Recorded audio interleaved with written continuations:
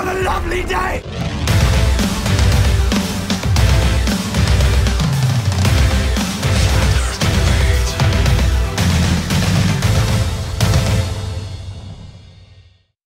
Welcome to Flat Earth Debate. I'm your host, Nathan Oakley, and if you are new to this channel, or you've not done so already, be sure to subscribe and hit the bell notification icon to keep up to date with the Flat Earth Debate. If you'd like to support this channel, there is a super chat that runs alongside each of these shows while they're live, and there's also a PayPal link in the info box below the video once it's rendered. But most importantly, if you would like to join the discussion, simply mute the page you are currently watching, then click the link on the info box below this video to join the panel and express your views on the shape of the Earth. If you do join, please don't swear.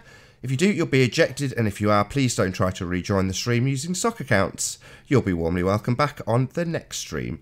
Please also share the show. Sharing the show obviously increases the live audience, but this in turn increases the chances of a more diverse panel, so please share the show. And one last time, if you're new to the channel or you've not done so already, be sure to subscribe and hit the bell notification icon to keep up to date with the Flat Earth Debate. Now we are joined by the Plain Truth, Sleeping Warrior, Jose and Arwin. Good to have you all. Hello, hello, hello. What? Good afternoon. Buongiorno. Hello, hello, hello. Any signs of curvature? No. No. Any signs of axial rotation? Absolutely none. Not of the Earth-based variety. No. Nope. Any scientific evidence of gravity? There's even less for that. No. Nope. In fact, it's a negative There's value. either It's not minus or there evidence. is. No. There either is or there is not. There is not. Indeed. Any evidence for the distance to the sun? There is no distance to the sun, Nathan. Well said. Travis, anything? Nope. Nope. Nope. Any evidence of a self-perpetuating molten iron core at the centre of a presupposed spherical Earth? Nope. I still am gonna get that on the back of a T-shirt. That's great. Awesome. There's I've none. still seen these very compelling paintings in large, impressive books. Like encyclopedias and alike. Yeah. That's all the evidence that I have.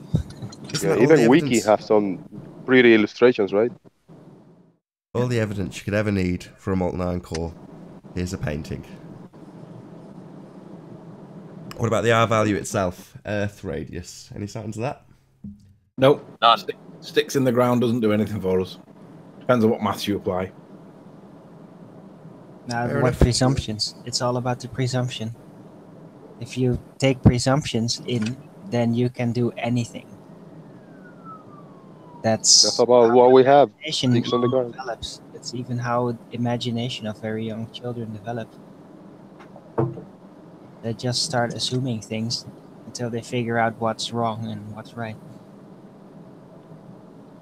Are we done with housekeeping? Is that it? That's it. Yay! No Yay. R. There No is R. no R. Indeed. So Anthony and I think it was yesterday evening, were discussing some of the techniques used by the ballers when discussing space. And my explanation to Anthony was, so long as the argument is kept within the framework of there being an outer space, they'll happily argue about anything. So a spacesuit, rockets, how they work in a vacuum, all this kind of stuff is great for a baller to argue because it works on the presupposition that you can have space in the first place. So it's great to argue about whether or not a spacesuit will absorb water and all that nonsense, because like I say, it's all framed around the idea that space is real. And space is not real, space is fake. You can't have space. We wouldn't be breathing if there was a vacuum. We'd be part of Whatever may be up there, it's not a vacuum. It's as simple as that. it. Yeah. We don't know what's up there, we're not making any assertions, but the assertion of there being a vacuum is nonsense. If there was a vacuum, we would be part of it. We wouldn't have the gas pressure we all know and love. The gas pressure we're currently breathing would dissipate instantaneously into that vacuum, leaving us with no gas to breathe. So space is Unless nonsense. there is a mysterious penetrable barrier somehow, but yeah, there should be some tangible evidence of that. We, the normal people, we don't know how high is up there anyway, but they assert they got a figure, a number. But none of us have been up there as for the explanation needed for a vacuum next to the, to the gas pressure. Let me just address Colin Stewart in chat. Colin Stewart in chat says that Nathan won't leave this platform because of his infamous so-called mute button. Well, Colin, it's not called the mute button anymore. It's called the rumpus button, and it's designed to stop you ballers preaching nonsense and stopping it before you start preaching it. And I completely support it. That mute button or the rumpus button is valid if Rumpus starts making silly assertions, which he frequently does. And let's just remind everybody what happened last time Nathan went off this channel. We went to the non-sec channel, and without any consideration whatsoever of the evidence that was to be presented, the evidence was declared void because the Rumpus had explained it away without it even being shown. So that's why we don't bother.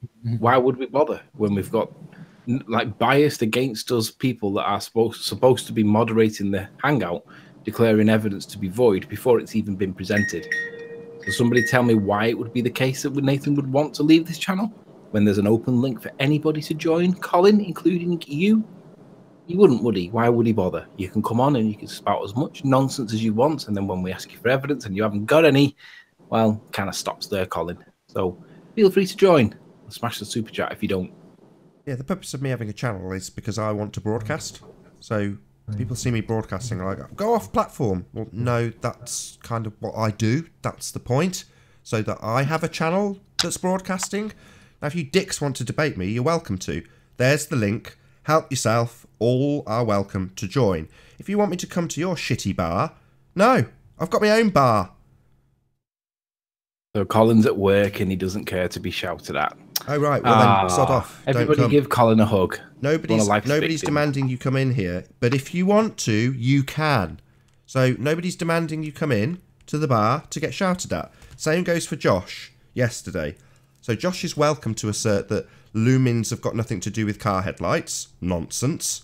And then jerk back to it about 40 minutes later when it's already been taken to pieces after his only other point gets ripped to shreds. So I'm not going to allow these assholes to come in here and reassert the same point 5 times.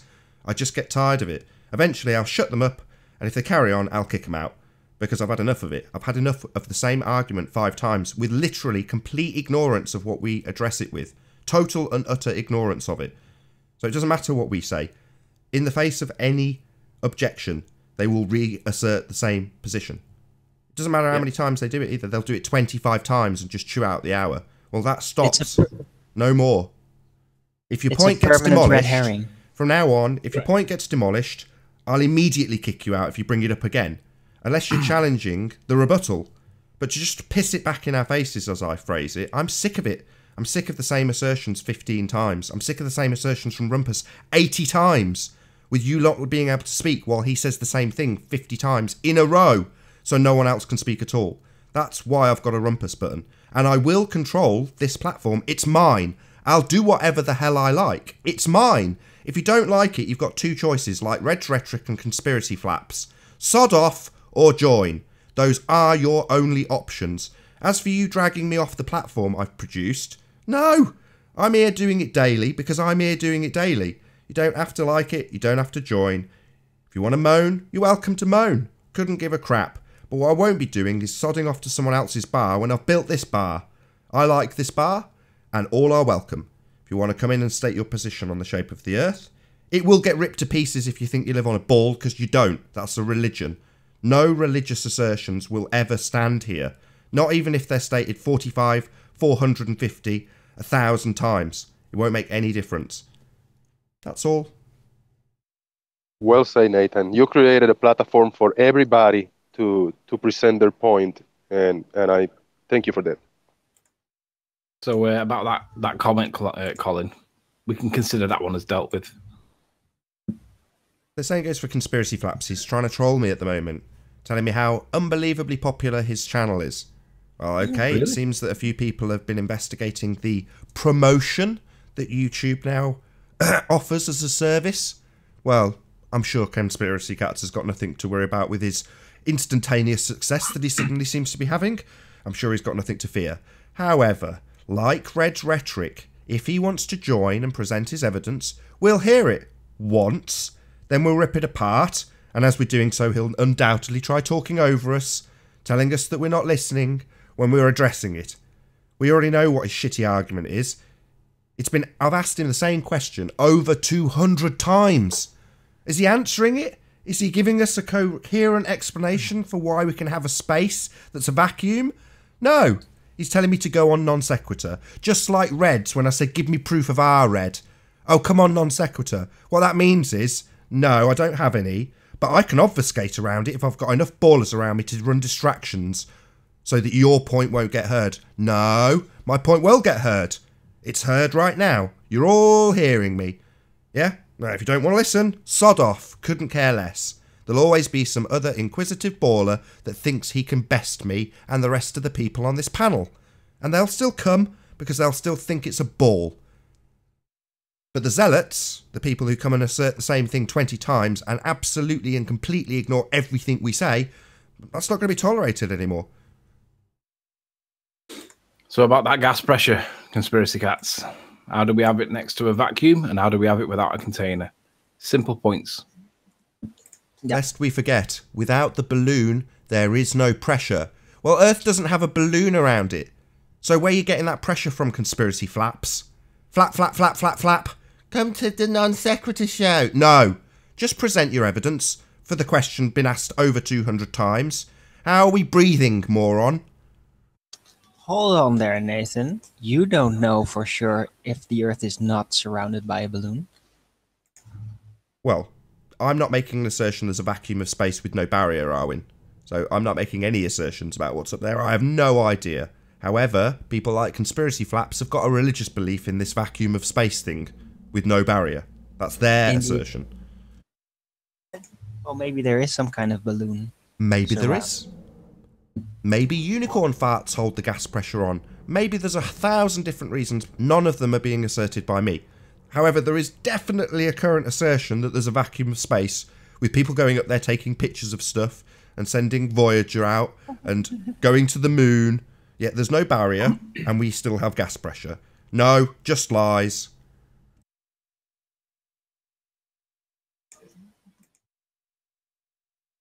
Well, maybe they haven't been able to explain the phenomena yet of the barrier through which you can go under the right angle. Blah, blah, blah, blah, blah. Sorry, I couldn't help it. Well, they've been doing space travel long enough to at least be able to give you an explanation for how we're still breathing, given that there's an immense vacuum out there. Right. Well, maybe there is some kind of weird barrier thing. But Nathan, do you even math, bro?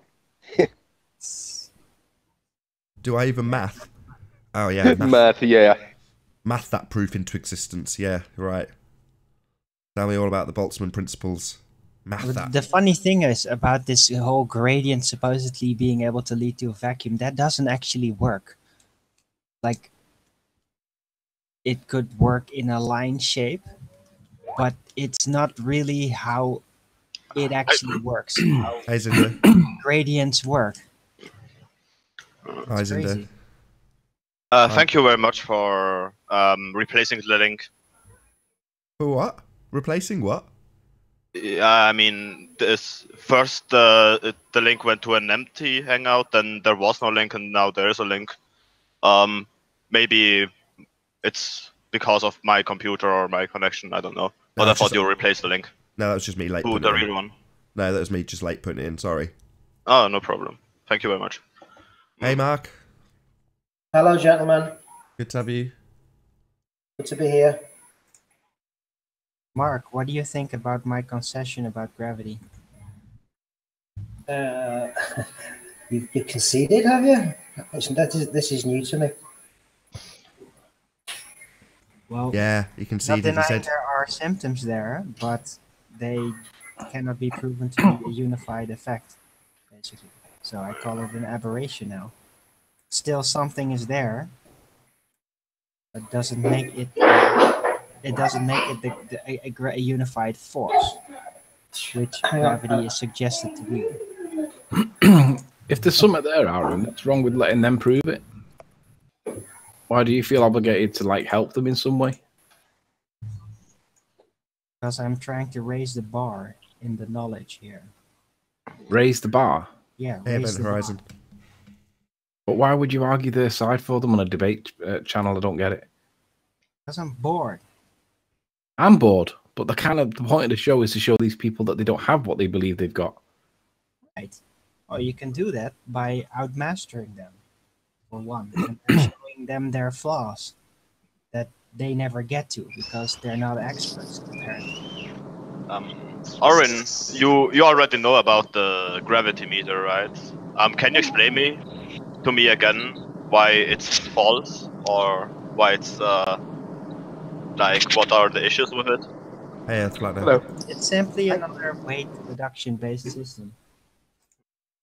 I mean, More complex. It's the same principle. You can call it whatever you like. It's still a weight measuring device, basically. yeah. And what do you think are the differences in the weight getting caused by when you move to, I don't know, places where the gravity map supposes that there is more gravitational force?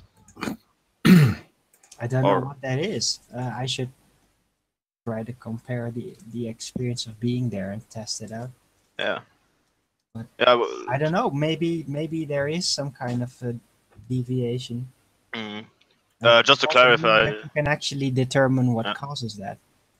just to clarify, there's a device called gravimeter, which claims to be able to to see the differences of gravity on the Earth. I've got a device called a non-gravimeter. It doesn't prove anything. So what? Well, this claims it does. Well, And it may you can buy may it measure even. forces, but that could be a combination of magnetic effects, electrostatic effects, and whatever causes the aberration of gravity altogether. It could be all kinds of things that the gravimeter is actually measuring. To suggest that that is gravity, no. You're measuring different force-alike effects, apparently. So that still doesn't prove gravity. Why electromagnetic? I mean, do you think that there is Because like that's more? typical. That's symptomatic of force deviations, especially regional. So like there's more iron under the Earth at some places, and then it just measures that, for example. Maybe. Okay. Maybe. Just out of interest, so This because specific this mineral device related, is, I don't know. all right, hold on, Owen. Because this device is in existence and you can buy it and it claims to measure gravity, that means it's true, right? No, it isn't. I just ask what you guys think about it. Just wondering if you think that because there's something called a gravitometer or whatever, a gravimeter, that makes it real. Yeah. So if I've got X-ray specs on screen and they sell them and there they are, physical, real, claiming X-ray vision, does that make that real? No, but Right, this moving on looks then. a little bit more professional. You know? Moving on. Oh right, so if I get a much more sophisticated looking pair of X-ray specs for maybe $200 instead of $12, then that would make them real, then, yeah? Yeah, of course. Okay, I mean, Yeah. why not? of course. Can you tell me how a gravimeter is supposedly professionally applied? What groups I have to see. use it for what? Like geologists who try to find oil or stuff like that. This is How is that relevant? Sorry, find oil. Shouldn't they be Yeah. finding the non-scientifically valid gravity? How does gravity? well, this is a tool. I mean, this isn't something to find gravity. It's just a tool to find things under the Earth. Yeah, but if you're gonna measure gravity with it, so how does gravity relate to oil being in the ground or anything else, really? Well, because of the different density of the materials, people can. I mean, this was just an example. People can then determine pretty much how the shape, like the patterns are, and then guess if there is oil or not. Can't they do that with simple frequency resonance based measurements? I don't know. certain I'm not a frequencies, geologist. pump them out in the ground, and resonating materials that have that exact frequency will then light up and echo it back. Yeah, I mean, I just claimed it because I have a friend. She has a PhD in geology, and she says they are using gravity differences to find some certain minerals or oil.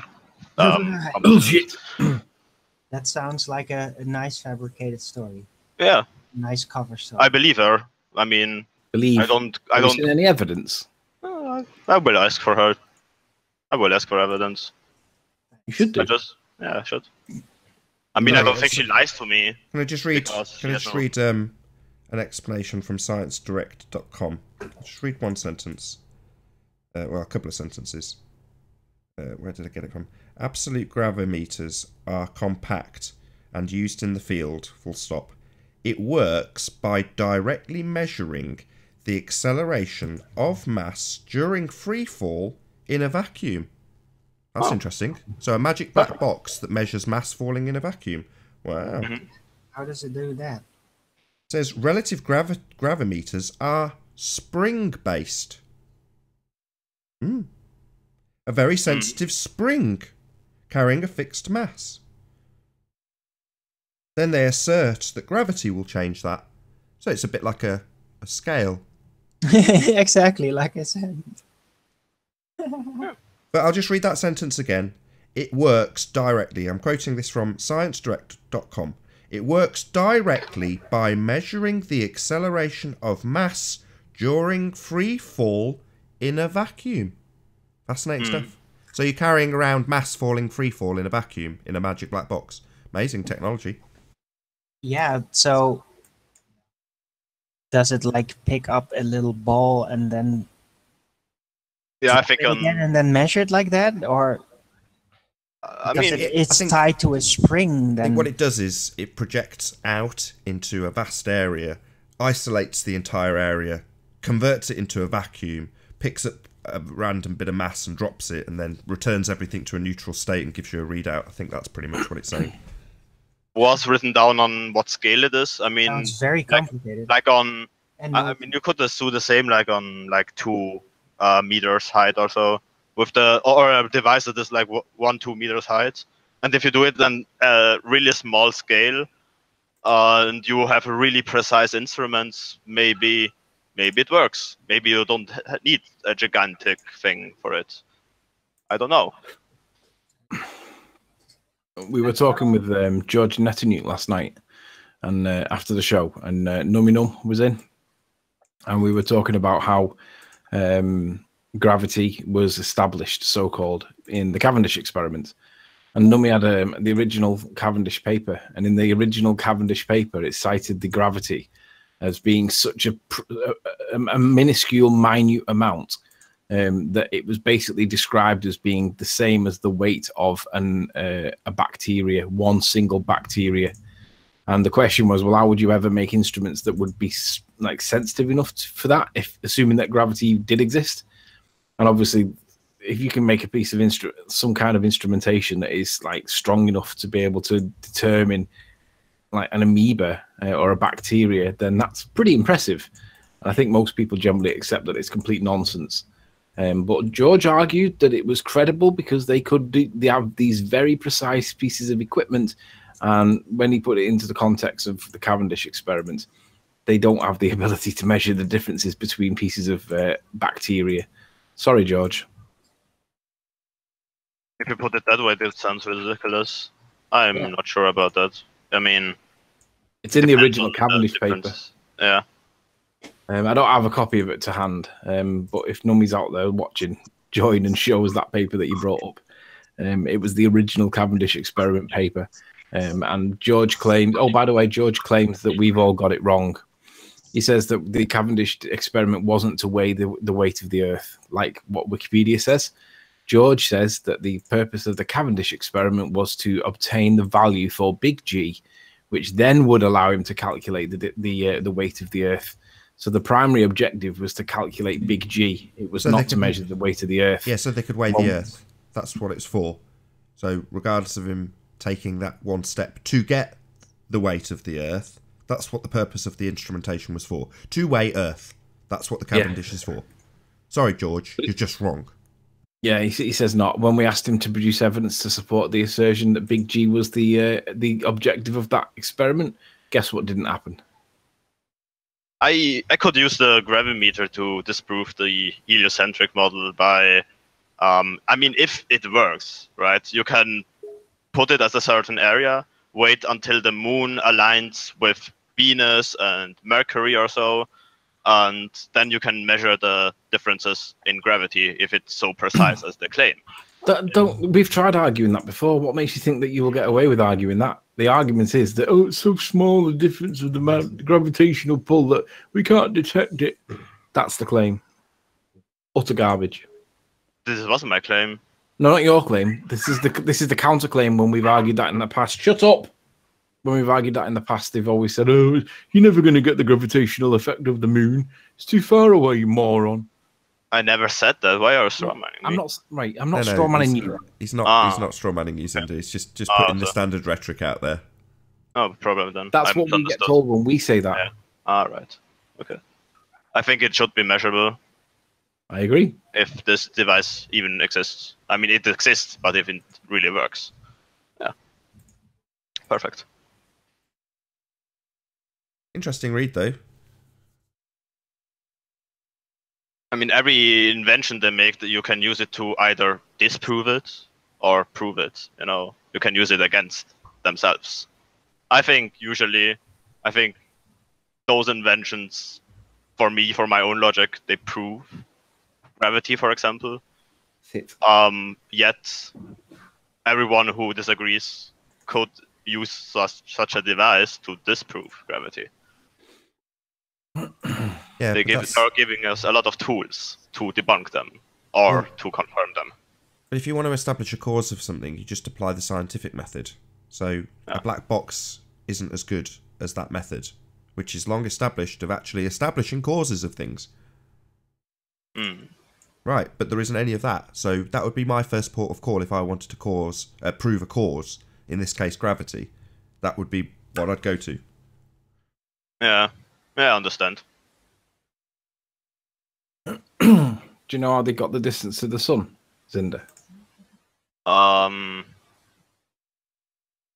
don't know. I mean, something with radio waves, and then it's something with Venus, but I never really paid attention to that. Something like that. So I can't confirm it. How they got the distance. Makes logical sense, though, doesn't it? Something to do with radar, right? Somehow, yes. I mean, the concept itself sounds pretty logical. If it's makeable,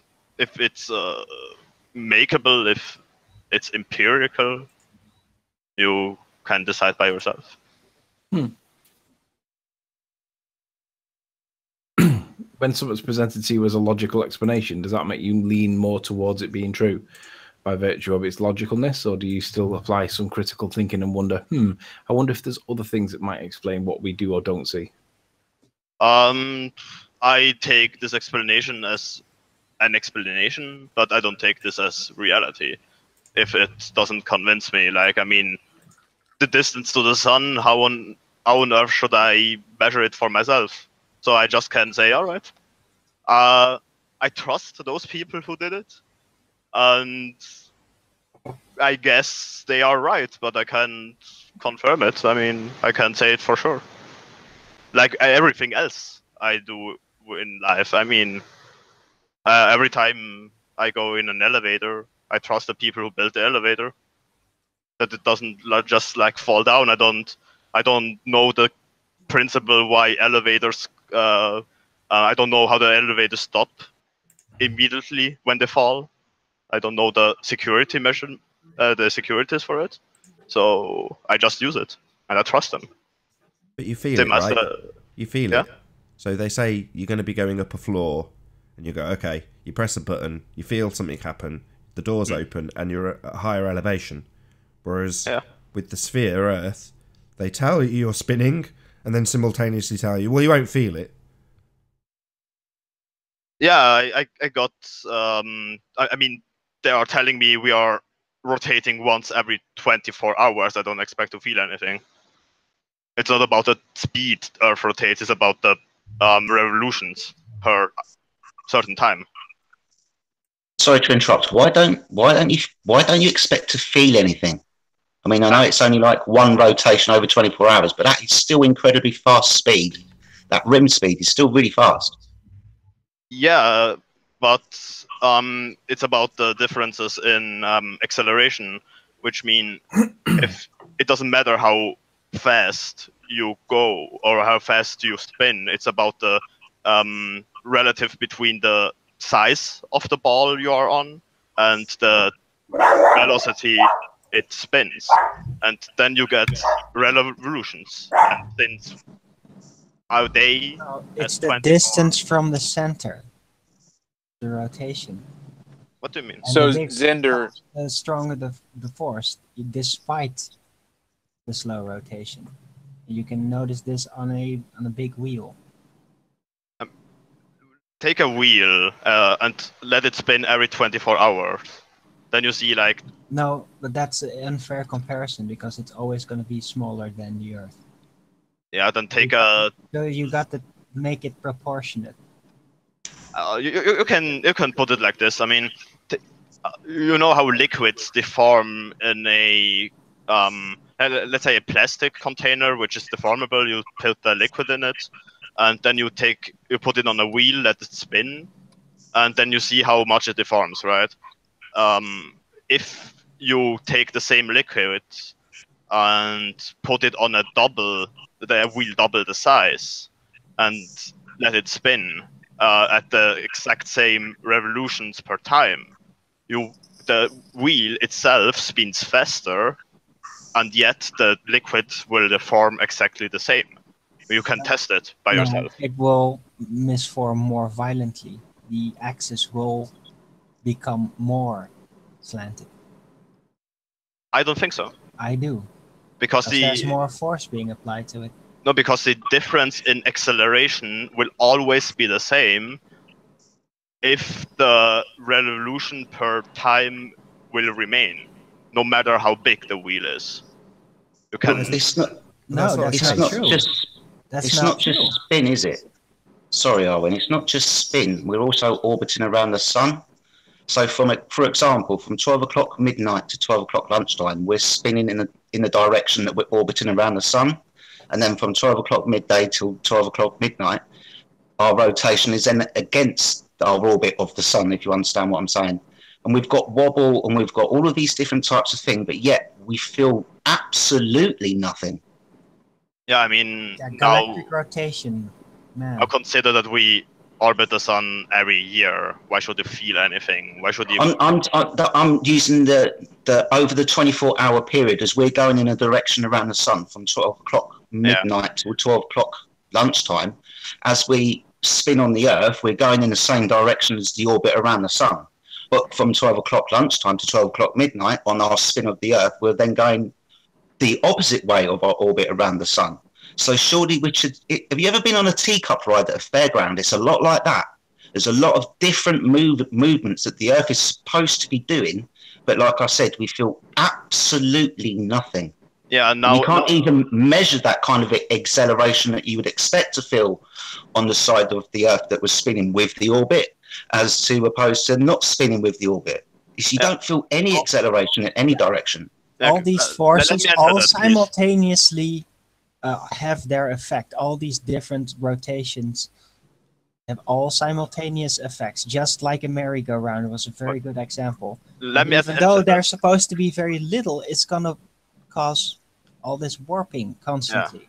Now let me answer that. The teacup is the Earth spinning, and the pole in the middle is the sun, and you go around it. Now, And it's not a perfect analogy, is it? Now imagine you are sitting on this teacup, or spinning around every 24 hours, and going around this every year.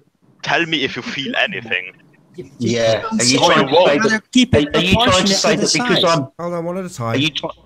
Sorry, Owen. Go on. You got to keep the forces proportionate to the size. They are.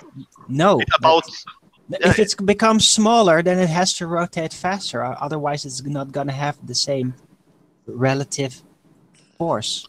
Basically. No, because it's about revolutions per time, or But in it's case a of fact. orbiting, It's a fact with any rotating thing that the further away you go from the rotating center, the more forces start to apply to you, and you will be slung off if it rotates fast enough. While you're at the center, it's very manageable. So Yeah, that's just a physical testable fact, and it doesn't matter how slow it goes, because the Earth is so big that sizes up big time. So, I mean, I understand your point, but yet, So you got to keep the relation correct. yeah, Between the force from the revelation and how big it is, how far away from the center it is. yeah, you're talking You got to about keep it in proportion. You're talking about being in the middle of the teacup and then going to the edge, and then you feel the Nathan. difference, right? Yes. Yeah. Okay, so sorry to interrupt. are we? Sorry to interrupt. So we've been joined by Adam Meakin. So first and foremost, hello Adam, how are you doing? Not bad, mate. Yourself? Hi, guys. Very well, Hey, very Adam. well. So you can definitely shed some light on this. So take it away. Yeah, give me. I'm just pulling out the. It was a presentation I did. I'll bring up your screen so the Yeah, I Hangout don't know. audience can It's see. going a bit doolal in the computer at the moment, mate. Just bear with me a second. No worries. But basically, guys, what I did was that exact argument. I'd been hearing it for a while with regards to this arguments of. I did it as the ball Earth versus a carousel. So I took the data from that and applied it, because what we're trying to look at really is the centrifugal force that you'd experience. And so we've got this argument of a massive Earth with slow rotation compared to a much faster but smaller carousel. And for some reason, Nathan, my computer has now crashed. Don't worry. Just you went through it. You know it off the top of your head, so you don't need your visual aids. I believe in you. Okay. Okay. Then. So specifically, what the formula for centrifugal force is mass times velocity squared divided by the radius. So all of these components are important when it translates into the centrifugal force felt. So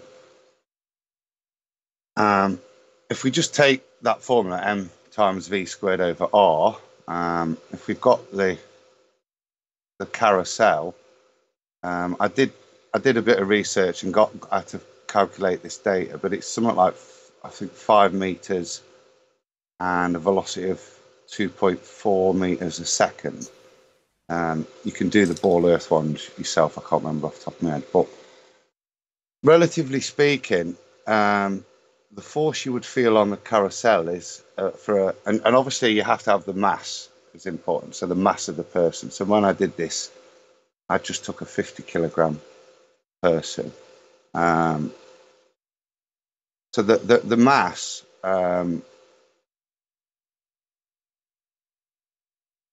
Sorry, the force felt on the carousel is equal to 54 newtons.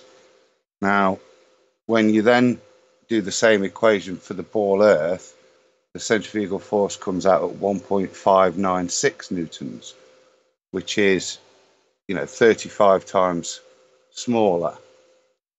So quite significantly smaller, but still, and I think most importantly, still measurable. Okay, and should still be felt. It is still a force. It's still there. Now, the only other thing I did, as Arwen was saying, is you kind of need to be a little bit comparative. So I did a little bit of comparative backwork, as in just trying to say, well, okay, given that the force of the Earth I feel is 1.596 newtons, how could I set up the carousel comparatively? And this isn't anything other than just a thought game, really. But how could I set it up? So if you then backwork the maths, actually you need to set the velocity of the carousel at 41.5 centimeters a second. And that would then give you the same force equivalent push on a 50 kilogram person as the Earth.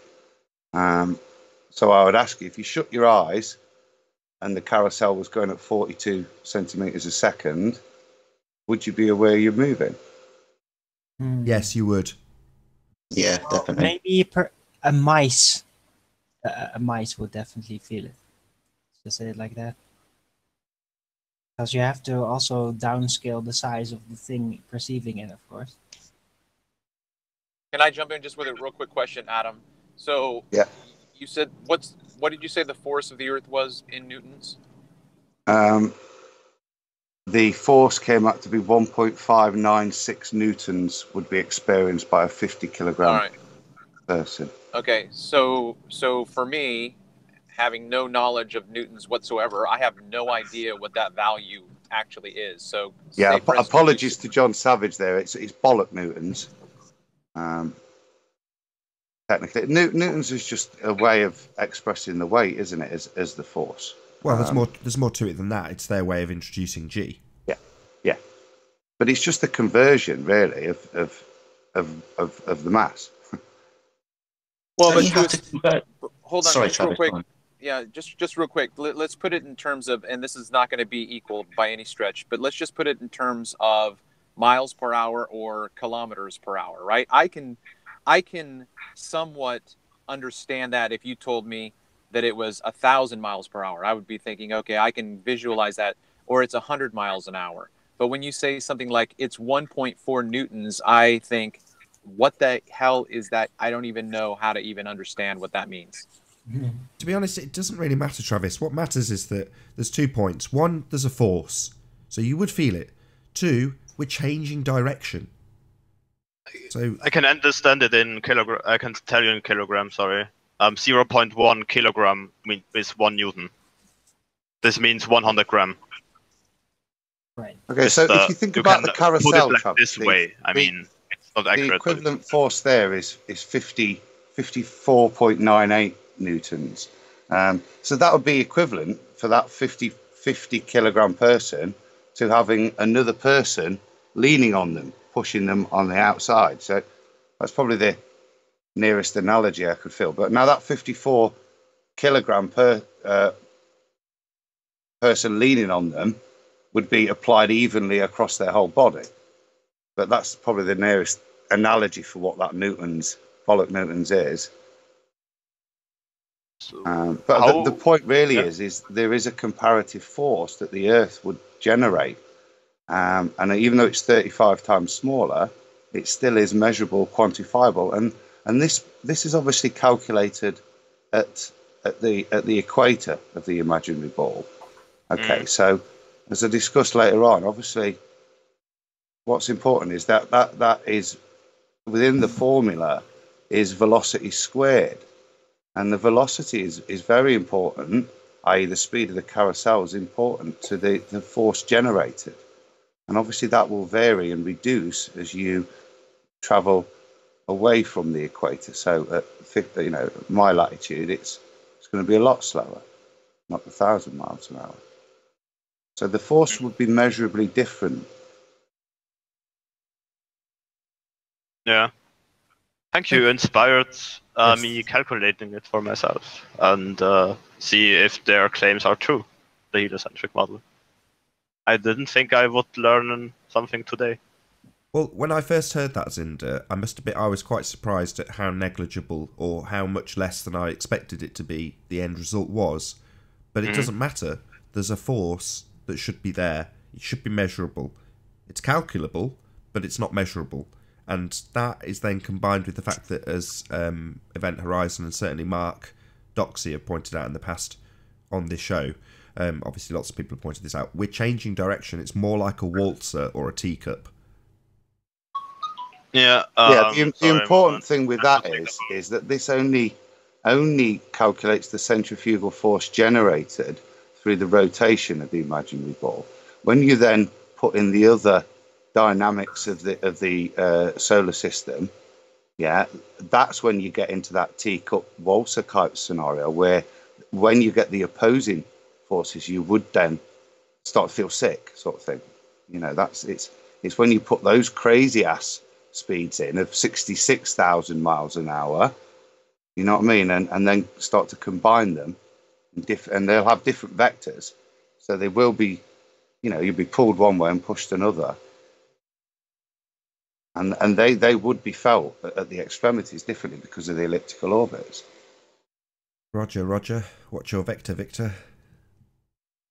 Can I just add to my point as well? Because, sorry, as we're going around the sun over the year, that orbit around the sun isn't a perfect circle. It's an elliptical circle, and it's the speed, apparently, according to the standard rhetoric of the Earth of going around the sun, does actually change. Because obviously you're going out to a point that's, I don't know, narrower, so that you're having to be then slung back. You're speeding up and slowing down, apparently, as we're going around the sun. So there are all these vectors and forces that we really should be able to feel, but we don't. Because we're not spinning. It's all nonsense. Because we're not spinning, yeah. That's basically it. I've been trying to ask a baller for ages. It's the question I've been wanting to ask in the background for a while, is why don't you feel spin on your spinning ball? So I'm kind of glad that the conversation got brought up today, which is why I wanted to get involved in it. But it is one of those things. There's a lot of forces, there's a lot of movement that's apparently going on, there's a lot of speed involved. We can't observe any of it. It's not just our personal feeling, i.e. we don't feel sick, it's we don't feel any motion anywhere. It doesn't disturb anything in the clouds, in the atmosphere, nothing. That's a good way of putting it. Rather than saying, I don't feel movement, you ask them, do you feel the movement? And put the burden of proof on them. It's the best way to do it, rather than defending ourselves. Get them to defend their heliocentric model. You there, Anthony? Clearly not. There's a section that Anthony was reading from this chap in the 1900s from Portsmouth who was trying to basically take I think it was the local council to task on their teaching of heliocentric doctrine, and all of the points he was raising are the same as ours. You know, it's the same arguments, maybe a little bit less refined and maybe a little bit more intertwined with his own religious assertions, this Ebenezer dude. But when he was talking about Earth spin, he was saying, you know, the waters would be disturbed, you know, they'd be flung off, which I completely agree with. And as soon as Anthony was, when Anthony was reading this out to me, what went through my mind was a DITRH video where he shows, you know, the corkscrewing Earth hurtling through the atmosphere, and then he shows a picture of this like mountain scene with the tranquil lake, and he says, we're travelling at 66,000 miles an hour around the sun, and we have this. Perfect tranquility. The common argument I hear from ballers, and I think Zinda was kind of edging towards it earlier, so I'm sorry I was interrupting over you, Aaron, but this idea that because we're born into it, we don't feel it. It's our natural environment, so therefore we naturally wouldn't feel it anyway. And that's kind of just ridiculous in my mind, considering all the different types of emotions we would feel.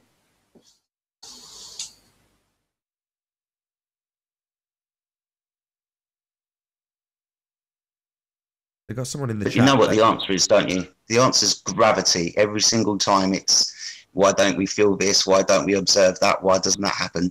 The answer always comes back down to, well, it's gravity.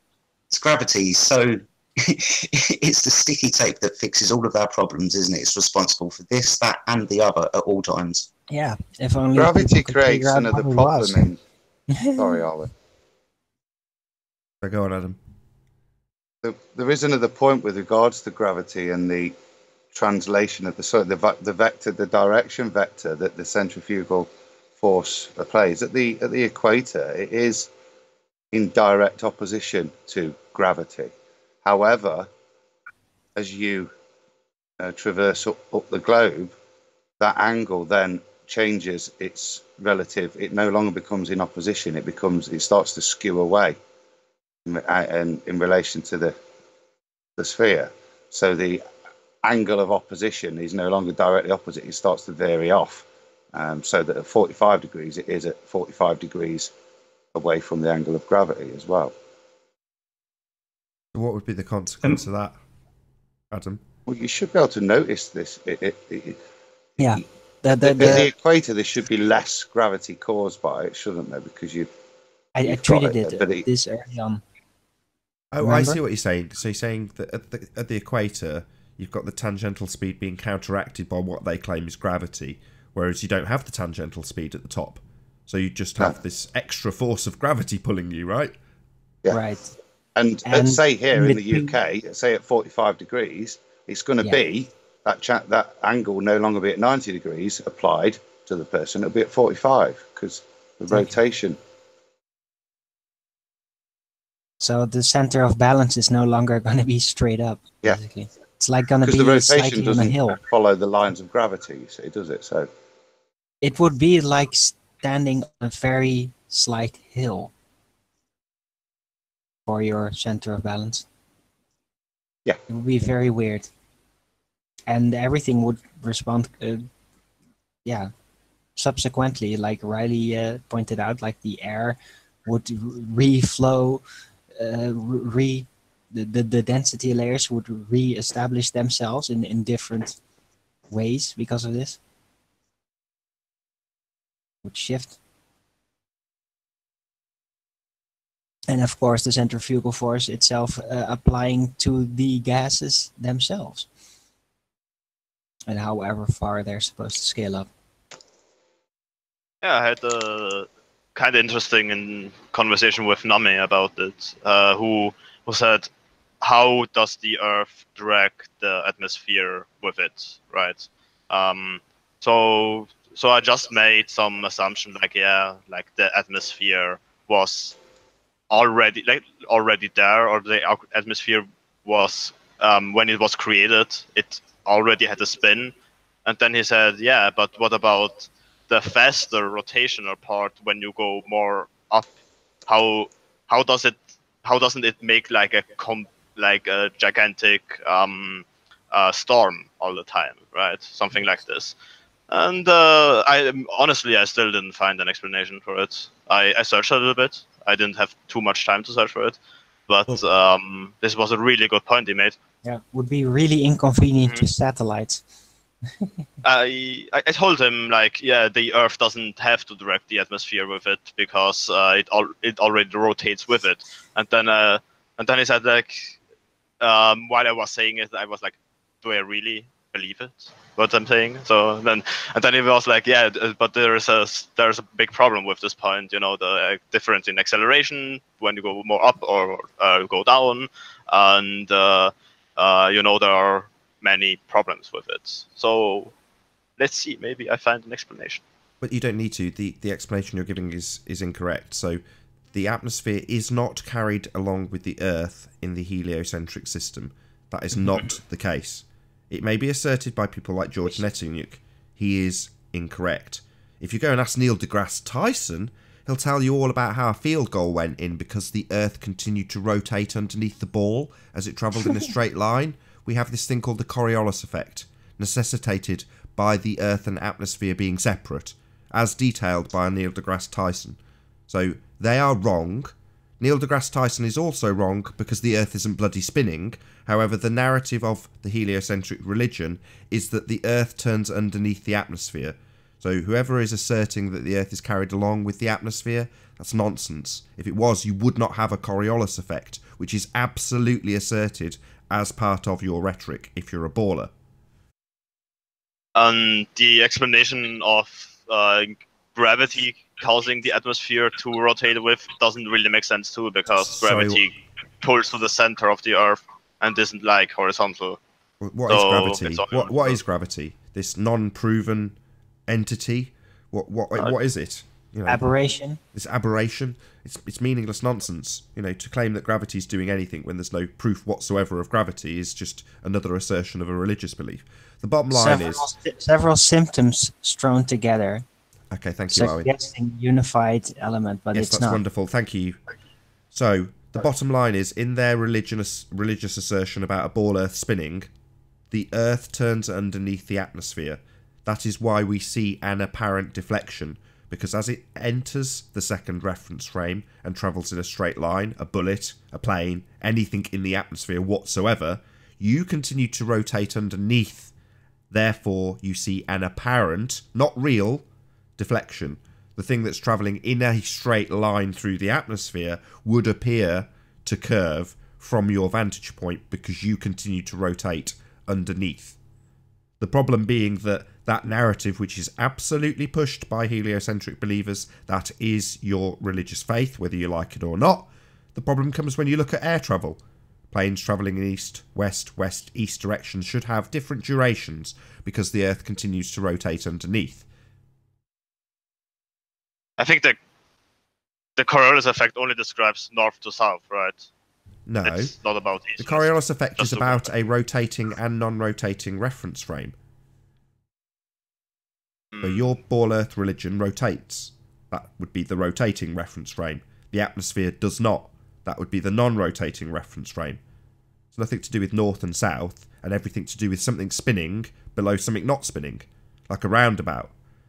So in my example, you sit on a roundabout, and there's 3 people in this situation. 2 of them will stand at either end of the roundabout and throw a ball over the top of the roundabout to each other. So person A and person B are not on the roundabout, they're firmly on the ground, and they're just throwing a ball back and forth in a straight line. Now when you sit underneath that ball, because you're on the roundabout they're throwing it over, as you look up and watch the ball go back and forth, it'll look like it's curving. It isn't, it's travelling in a straight line, but you're rotating underneath it, which is what gives you the apparent, not real, deflection described in the Coriolis effect. You on the Earth that rotates underneath a non-rotating reference frame. I think the Coriolis effect describes only north to south because the ball you throw from the equator to the north will enter differences in speed of the Earth rotating, which means if you throw it at the North Pole, it will go from 1,600 kilometers per hour to 0. Sorry, you're confusing Coriolis effect and Earth-based Coriolis effect. The Coriolis effect is real. The Coriolis effect is an effect that describes a rotating and a non-rotating reference frame, applicable to Earth if it was rotating. Yeah, I didn't know you were talking about your definition of the Coriolis effect. I thought you were talking about the official one. Sorry, that's not my definition. Sorry, stop. That's not my definition of the Coriolis effect. That is the Coriolis effect. This isn't the official definition of the Coriolis effect. Oh, really? Do you want to bring that up for me? Maybe you could bring that up. Let's have a little look at it. This is going to be interesting. Fuck. Predictable. I have to speak in English. Wait a moment. So you don't have to read in German. No worries. I'd rather not. My German's pretty rusty. God damn it.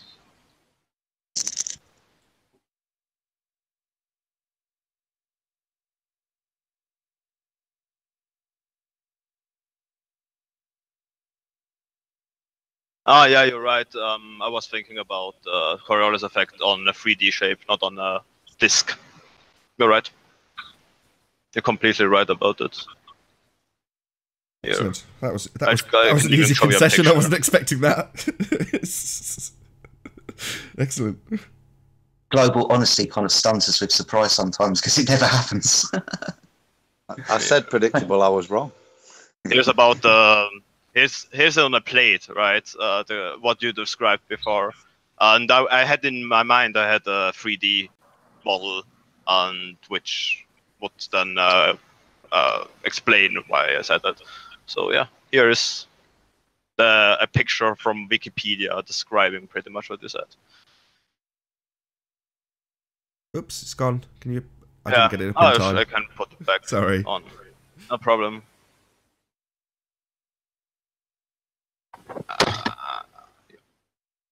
So There we go. yeah, exactly.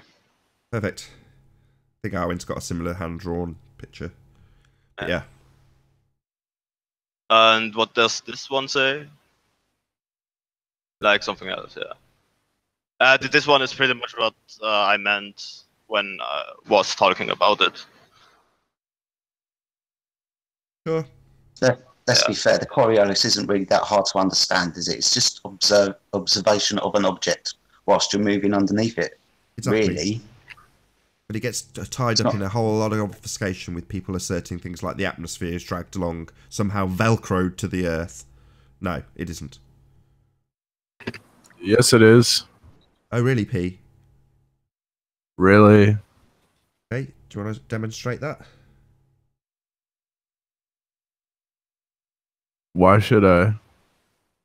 Indeed. And with that, I'll say first and foremost a huge, massive, enormous thank you to all of the live audience for tuning in and hopefully sharing this debate. And of course, a massive thank you to all of the debating panel for making this debate possible. If you hated the show, you know exactly what to do, but if you liked it, maybe consider sharing it with a friend or subscribing if you've not done so already. I've been Nathan Oakley, and I will see you all in the next video. Oh, what a day! What a lovely day!